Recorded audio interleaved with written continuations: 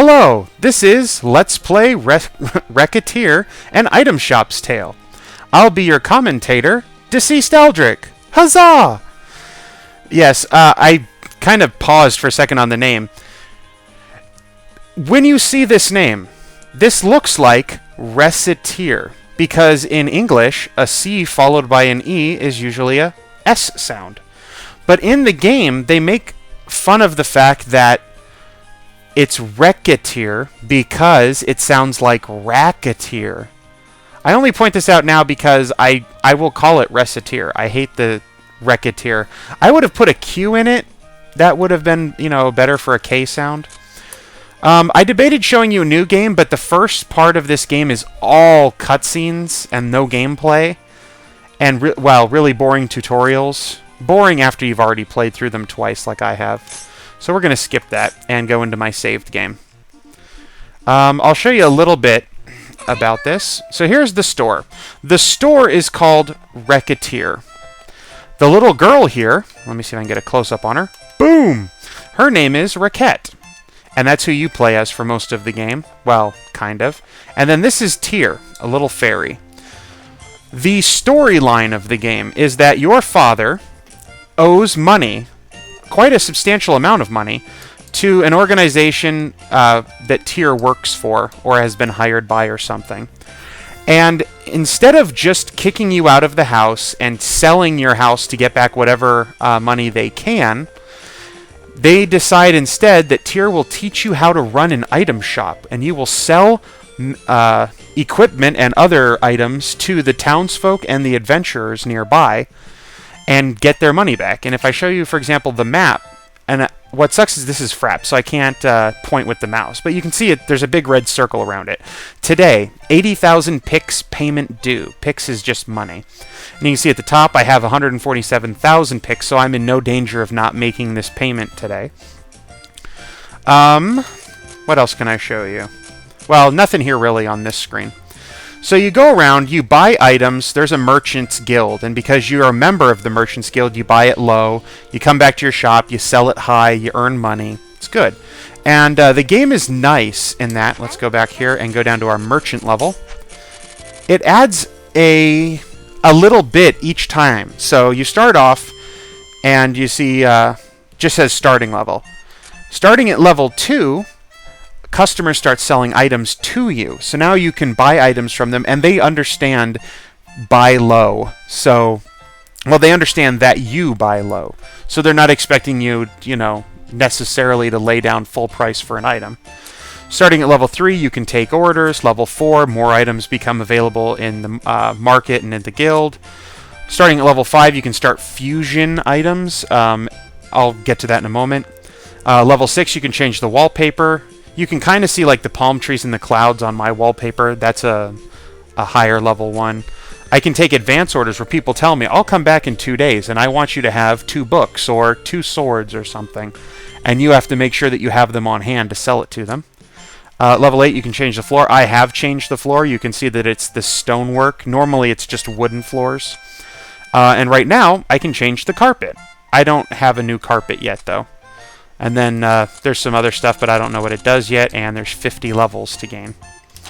So, none about that. So yeah, as you go around, these are the only places you can put items. So you've got a limited amount. There's just 12 spots to stick them. And anything you put here by the window, you'll notice that they're sparkling. And that's just because those are your showcase items. Those are the things that you're displaying for people walking by outside. Generally, you want to put some of your best, most expensive items there because it'll draw people in. Not that most people buy them. Okay, let's head outside. Each of the days in this game has 4 time segments. You can see that in the upper left. Goes from blue down through purple. And going and doing things in town use up time segments. But it's really, actually, going into town takes 1 action. Actually, going into town, I think, takes no actions. It's going to town and then coming back takes an action. And then going on an adventure at the Adventurers Guild takes 2 actions. And you get 4 actions per day. So, when you go out in town, if there's actually something going to happen, these signs here, chapel, pub, market, town square, they would be kind of flashing a little bit, and that tells you, oh, if you go here, there's a scripted event waiting to happen. And that way you can kind of figure out where you want to go and what you want to do. Merchants Guild, buy stuff. Town Square, Chapel, and Pub is just scripted events. Market, buy more different things. But my favorite thing in this game is to go to the Adventurers Guild. And that's what we will be doing for the rest of this video. Pretty much. As you go to those scripted events around town, you meet adventurers. And they're members of the Adventurers Guild, just like you're a member of the Merchants Guild. And if you impress them enough, they will give you their card, and that means you can then hire them to go into the dungeon. Louis, the swordsman, is the first guy you meet, and he's he's my favorite character to use in the dungeon, which is why he's level 22. Thief Charm, she starts out at level 10. I've used her a little bit. She's really fast, and she can run. And then there's Magician Caillou. I just got him, and I can't stand using him because he's so different from the other two. These two both attack using weapons, but he uses spells. His weapon attack is incredibly slow and deals like no damage. As you play the game, the adventurers start off with crappy items on the left. And they'll come into your store, and they'll want to buy stuff. Now, if they want to buy something that they can use, it's in your best interest to all but give it to them. Charge them, you know, the lowest amount you want to so that they buy it, because then the next time they go adventuring, they're better. For example, Louis here bought a longsword and a hand-knit muffler from me. The red lettering here just means that there's a special on that. Every once in a while, a news announcement will go out and tell you the price of weapons has gone up, and that's what the red means. Or they'll tell you, like, the price of candy has gone down, and so they'll turn blue. Nobody's blue right now. Looks like weapons have gone up. She bought a Romantic's cape, which is actually a very expensive item. I gave it to her for nothing. And Caillou has bought nothing. Let's go in as... Oh, I don't know. Let's do our best guy. Okay. As you go in, you have these 20 slots. When you go into the dungeon, you can take as many items as you want up to those 20. But it's actually in your best interest to not take any, and I will show you why. Let's depart. And let's go into this dungeon. We'll go back to floor 1. As you're traveling around the dungeon... Yay! Equip? Yeah, why not? There's nothing in the bag. Ah, and here's one of our news announcements. The adventure movement speed is increased. So right now... Yay! Louis moves faster than he normally does. Yes, that means he normally moves a little slower than this. The in-story explanation here is that the adventurer down in the dungeon has to do all the work. Recettear and Recettear are within a... You can't see it, but they're within a magic bubble. They're invisible to the monsters, they can't interact with the monsters, and the monsters can't interact with them. It also means, however, that they can't interact with any items in the dungeon. So Louis has to carry everything, and, as we can see here in items... Well, there's a 0 out of 20. Louis can hold 20 items, and that's it. And if you bring items into the dungeon with you... then you can only carry that many fewer items out. So you want to use as few items as... Wow. Wow. Man. I've been using Caillou recently, and so getting in here and just killing stuff is so nice. Boom. Ow. So this is kind of like a Legend of Zelda-ish. Boom. I blocked that, by the way. Kind of a Legend of Zelda-ish game. You run around, you attack, free form. You have skills, and right now I have 2. One is where you slash around you. This is for Louis.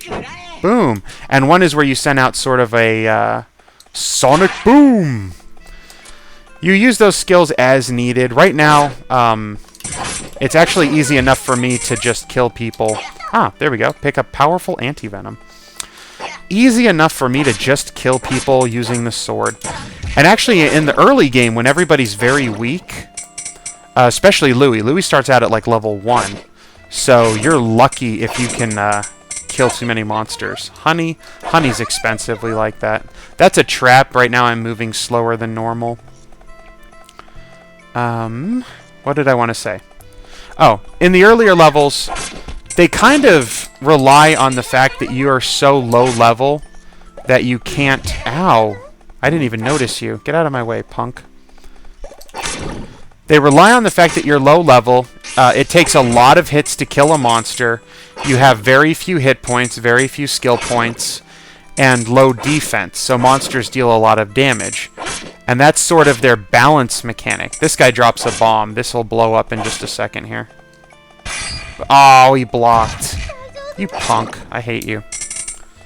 Unfortunately for the game, I actually got really good at playing the dungeon part, which is this. And so I was able to get Louis up like 10 levels in the first dungeon without dying. Which is kind of cool. Monsters constantly respawn. Usually, like when I go in there, there's 5 or 6 monsters standing around. Only one will respawn in any given room, in general. So if you want to sit there and farm, it actually takes a while. But if you want to just walk back and forth and you enjoy the fighting part of the game, which is why after so much playtime on this game, I'm still only at day 22. It's because I'll start the game up, come in here, and just, you know, run around and kill stuff, which is very fun. It's one of the reasons why I like Fate and games like, well, I was going to say Diablo, but I don't really play Diablo that often. But games like Diablo, Torchlight, for example, which I don't own, but I did play the... See, now Louis moving more slowly. Anyway, you wander around this dungeon, and now we have some items. So you can see here, rearrange. There's a bow, a shield, and because they're red, they're worth more than normal. You can see in the bottom left corner it says price up. And then it looks like fruit, or maybe even just food in general, honey too, price down. I haven't quite figured out how much the price goes up and down. It'll give you the base price, but the base price never changes. Generally, I've heard that when it says price up, you charge about 200%, or I mean 50% extra, and when it says price down, you charge 50% less. But who knows? And then there's things like powerful anti-venom, which if I click on it, I can't use... No. There we go. Is an ingredient. That's something that you use to make fusion items later on. You come up with certain items and certain ingredients, and when you combine them together, they make a rare item. Now, rare items aren't always the best items. I've had a couple rare items that... Oh, dang it. If you can hit the bomb into an enemy, it'll blow up on them too, I believe. They're not always the best items. A couple of the fusion items that I've made were only worth like 2,000 to 5,000 picks, whereas other ones that I've made have been worth several, like 16,000 picks. Click. What is in here? Ooh, a helmet. Actually, I can wear that, I believe. Go in here to the equip. You can click Optimum Equipment, and you can see I've equipped the Parade Helm. And now my defense is higher, so I'll take less damage from bad guys.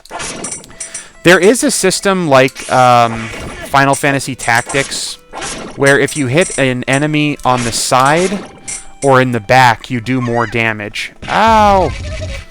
Louis is not the best at dodging the traps, because he's not very fast. Charm, on the other hand, is very fast. She moves faster than Louis normally, and she has a dash attack. Well, it's not even an attack. She can just dash. Boom! Ah, get out of here, punk. Ow. I died. Oh, well, that's another thing I can show you. So food, like this walnut bread or this orange, give you hit points back. So this would give me 25 hit points. The walnut bread gives me 10. I'm going to go ahead and just eat the walnut bread. And then sweets, like candy and honey, give you your skill points back and let you use your skills more often. That's more important if you're playing someone like Caillou, because his spells rely on skill points. Someone like Louis or Charm can get by purely on smacking people with a weapon, and so skill points are not as important for them. They also don't have nearly as many skill points as Caillou does. There we go, blocked it. What's one of the nice things? If you have a shield, like Louis, you can block projectiles. Makes me happy to do so. So yeah, you might be wondering, how do you get out of the dungeon? Well, I'm going to show you, because starting now, once we get out of the dungeon, by the way, that'll be the end of the video. Oop, news, attack power doubled for everyone. That's bad. That's very bad. Everything now deals... Ooh, that was a critical hit with double damage, and I got a natural heater. I thought it was a Pop-Tart for a second. It is nice when you get double attack power, and sometimes it'll say adventurers get double attack power. And that just means you get to kill everything in one hit, much like Louis is doing right now. Although he has pretty good equipment. Well, not that great. He's got a long sword. I could have brought a gilded sword in with me. That would be, I think, almost double the attack power. Here I'm just trying to find the exit. You have to leave on those blue sigils. Ooh, smack! In order to go down a floor. Blue sigil, where are you? Not here. Haha, missed me. Boom! Ooh, cherries, thank you. So, got some gunpowder. Boom! What does this do? That's just a trap. Stay away from the bombs. You might also be wondering, what are those gems that keep falling out of enemies? Well, those are your experience.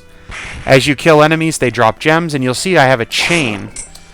If you kill the same enemy in a row, you get a chain, and chain increases the amount of experience you get for any given kill. Now, for some enemies, there's different colors. For example, slimes, there's always a different color of slime. Each different color counts as a different enemy. Here we go. But for everything, as long as you're killing, for example, hornets, if you kill multiple hornets in a row, they keep becoming increasingly more experience for each kill. Like for here, we'll go ahead and get these blue slimes. There's one chain, there's two chains, there's three chains. We no longer have our double attack power because we're on a different stage. A different level of the dungeon. And actually, I think if we go back up, I don't know if we get... You know what? Boom! Take that. That was just me using my spin skill to get it done with. Where is... Run! Louis is not that fast, so sometimes those heat-seeking missiles can catch up to you. I don't need to kill any of these guys. These guys are wusses. They don't threaten me. I want my blue. Because once we hit the next floor, I can exit the dungeon. Oh, dang it, dang it, dang it, dang it. That hurt. Get out of the way. Blow up. Thank you. What's in the chest? Another sword. It's a rusty dagger. Not good enough. Let's go ahead and just eat something so I don't die. Thank you. I accidentally hit the wrong button there. I switched over to my sonic boom, which is great for dealing a little bit of damage to enemies at a range, which is usually an area where Louis is lacking. But it's not as powerful. Haha, you can't touch this. Dang it. Charm is good at avoiding traps. I mean, she's a thief, so it kind of makes sense. Because she's so fast. When you get that tiny little bit of warning right before the trap falls on your head, you can just double tap and she will run away pretty quickly. Run away. Ow. Get out of my way. No, no. Ow. There we go. Okay, so now we're on the 5th level of the dungeon. Oh, I forgot that there's a boss. This is not going to go well. Boom. Run. Boom. Uh-oh, he's a-charging his laser. Boom. Come on. I've almost got him, don't I? No, no. Dang it, and there I died. But this does give me an option to show you what happens when you die. Oh, no. What do we do now? Calm down. I thought this is, by the way, the first time I've died on this save file, so it gives you the tutorial. I thought this might happen. As I was saying earlier, if an adventurer is injured while exploring for us, we will bring them into our field, that magic field, and then we shall book it back home, as the saying goes. Normally, we would not be able to bring any items with us, loot or otherwise, but thanks to this special little box the guild gave us, we can bring back at least one item. Oh wow, that box is tiny. We can't fit much in there. So, choose carefully. We can only pick one item, so make sure it's valuable. Alrighty. You're kind of expected to die in the first dungeon, because that little tutorial follows immediately along from her initial tutorial on how to go through the dungeon.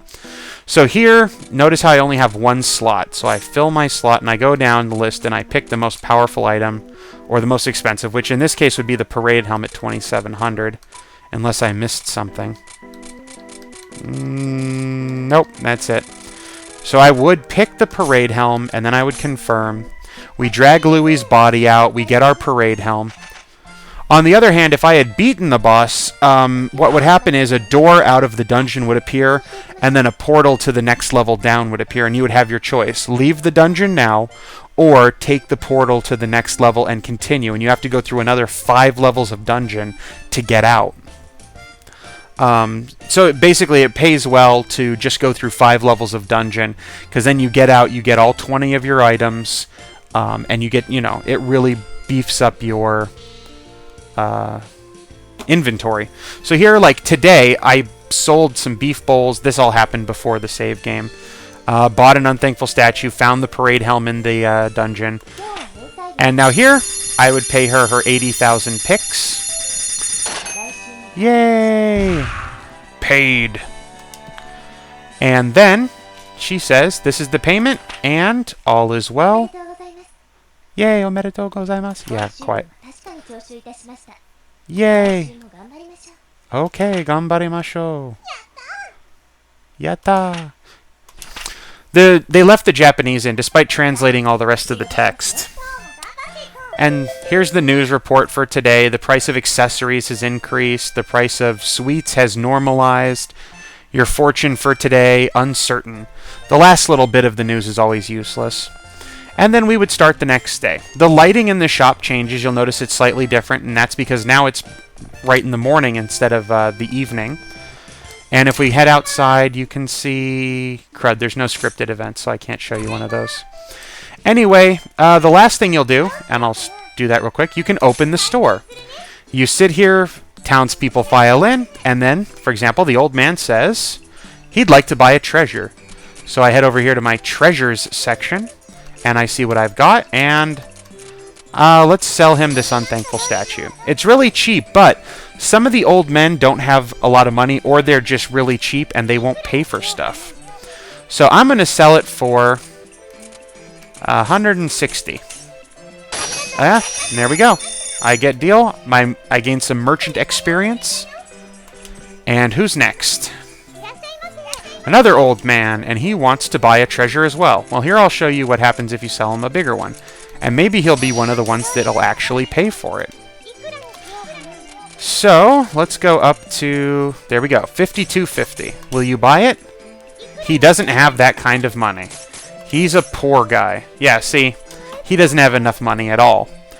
That's why usually you have to kind of figure out what kind of money people have, and then you choose what to sell them based on that. She, on the other hand, has all the money. Yeah, she always comes into the store and tries to buy, like, the most expensive item you have, and she will pay, like, out the wazoo for stuff. There you go. I probably could have jacked that up even some more, and she'd still pay for it. She's one of my best customers, which is really funny if you've ever played the game. Anyway, that's one time period worth of selling stuff in the store. You can see I have 71,000 picks, and starting next week I'll have to pay 200,000, which honestly is not that hard to do when you go into the dungeon and get 20-some items, and then fuse together things and get a couple really expensive items and sell constantly day by day, earning money. Not that bad. It's a fun game. I enjoy it. When I bought it on Steam, the normal price is $20, which I think is a little bit much for this game. I think it's really a $10 to $15 kind of title as far as gameplay goes. But what was cool is this company, Carpe Fulgor, you might have seen their name on the title screen real quick. They don't do translations. They do localizations. So they don't just translate the Japanese text into English. They make it so that jokes work. For example, I don't know what the name of this game is in Japanese, but I know that they made the Recettear racketeer joke in English which I think is different, the same kind of joke in Japanese, but different words, obviously. Maybe it was even the same words. Anyway, you'll notice that the jokes in this game you get because they've been localized into English. So that it's not a direct translation, it's a localization. Oh well, I spent a lot of time reading their blog, so it was a big point for them. Anyway, huzzah! This has been Let's Play Recettear. Second to last video on Steam Week. Until next time, bye-bye.